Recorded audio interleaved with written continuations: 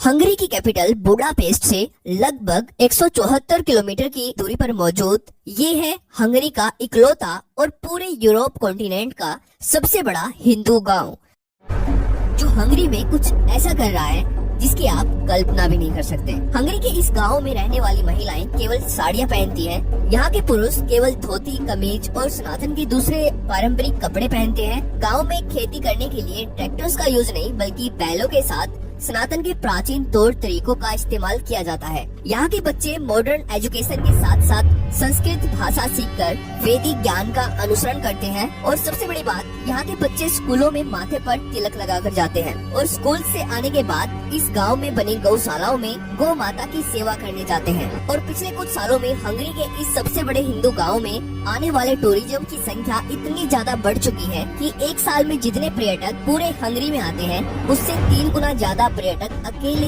इस ancient Hindu culture पर based इस गांव को देखने के लिए आते हैं। ये डेटा हंगरी की गवर्नमेंट ने खुद से शेयर किया है। तो चलिए जानते हैं कि हंगरी में इस हिंदू गांव की हिस्ट्री क्या है, कैसे आज ये गांव हंगरी में इतना ज्यादा ट्रेंड कर रहा है, इसको किसने और क्यों बनाया, और जानेंगे कि कैसे यूरोपियन कंट्रीज में धीरे धीरे सनातन के एंशिएंट कल्चर की डिमांड बढ़ती जा रही है, जिससे इन देशों में सनातन के लिए एक बड़ी अपॉर्चुनिटी इंतजार कर रही है। तो इस वीडियो को पूरा जरूर देखना, बहुत सारी नई चीजों के बारे में आपको पता चलने वाला है। और अगर आपको ये वीडियो इम्पोर्टेंट लगती है तो वीडियो को लाइक करके इसको अपने रिलेटिव्स के साथ शेयर कर देना, जिससे इस वीडियो की रीच बढ़े और वीडियो ज्यादा से ज्यादा ऑडियंस तक पहुंचे। तो चलिए देखते हैं।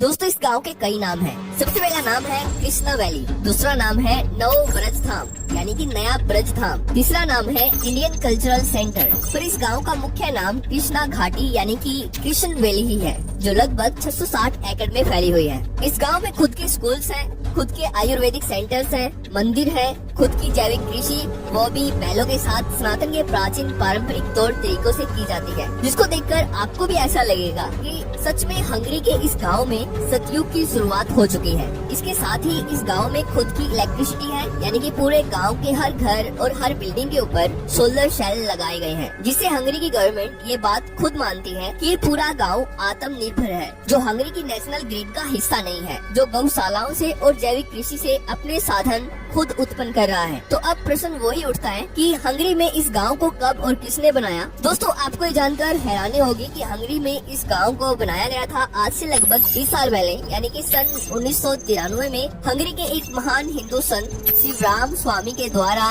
हंगरी में इस गांव की स्थापना की गई थी। और शिवराम स्वामी के निस्वार्थ भावना से किए गए सनातन के प्रति महान कामों को बताना शायद ही मेरे लिए इस वीडियो में पॉसिबल हो, क्योंकि अगर मैं इस महान संत के द्वारा किए गए सभी कामों को इस वीडियो में बताने लग जाऊं तो ये वीडियो 1 घंटे से ऊपर चली जाएगी। दोस्तों, शिवराम स्वामी का जन्म सन 1949 में हंगरी की कैपिटल बुडापेस्ट में हुआ था और तब ये सनातन धर्म से दूर दूर तक कोई संबंध नहीं रखते थे। पर जब ये सन 1980 में लंदन आए तब इन्होंने भगवत गीता से प्रेरित होकर इस्कॉन को ज्वाइन किया और इस्कॉन के माध्यम से सनातन धर्म अपनाया और अपना सब कुछ छोड़ सनातन में एक साधु का जीवन अपना लिया और अपना सिंपल लिविंग और हाई थिंकिंग का मोटो बनाया, जो सनातन के वेदों से इंस्पायर्ड है। और इनको भगवत गीता इतनी ज्यादा पसंद आई कि हंगेरियन लैंग्वेज में भगवत गीता को ट्रांसलेट करने का पूरा क्रेडिट भी इन्हीं को दिया जाता है, जिसको पढ़कर बहुत सारे हंगरी के लोग सनातन धर्म अपना पाए हैं और इस हिंदू वैदिक गाँव में रहने के लिए प्रेरित हुए हैं। जिसके कारण साल 2009 में शिवराम स्वामी के कामों से खुश होकर हंगरी के उच्च शिक्षा और विज्ञान के तत्कालीन राज्य सचिव कैरोली मनहर्ज के द्वारा इनको हंगरी गणराज्य के गोल्ड क्रॉस ऑफ मेरिट से सम्मानित किया गया, जो हंगरी में दूसरा सबसे बड़ा पुरस्कार है।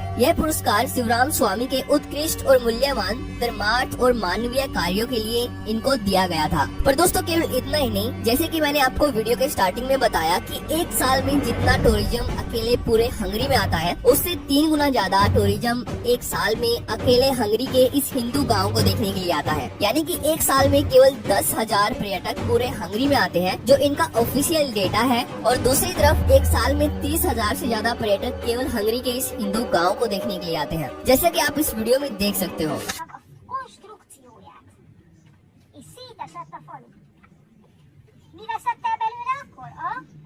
यहाँ पर हर हिंदू त्योहार को बहुत ही ऑर्गेनाइज तरीके से धूमधाम से मनाया जाता है, इसलिए खुलेआम हंगरी की गवर्नमेंट इस हिंदू गांव को पूरी तरह से सपोर्ट कर रही है। हंगरी में कृष्ण भक्ति के माध्यम से सनातन धर्म का प्रचार करने के लिए। और इस गांव का हंगरी में ट्रेंड कितना ज्यादा बढ़ चुका है, इसका अंदाजा आप यहाँ से लगा सकते हो कि जब ये गांव बनाया गया था तब इसके लिए 110 एकड़ लैंड खरीदा गया था इस्कॉन के द्वारा, और आज ये गांव फैलकर 660 एकड़ का हो चुका है। और धीरे धीरे हर साल इस्कॉन हंगरी में और ज्यादा लैंड खरीद रही है इस हिंदू इको विलेज को फैलाने के लिए। तो आज की इस वीडियो में इतना ही। अगर आपको वीडियो में दी गई जानकारी पसंद आई हो तो वीडियो को लाइक जरूर कर देना। तो थैंक्स फॉर वॉचिंग।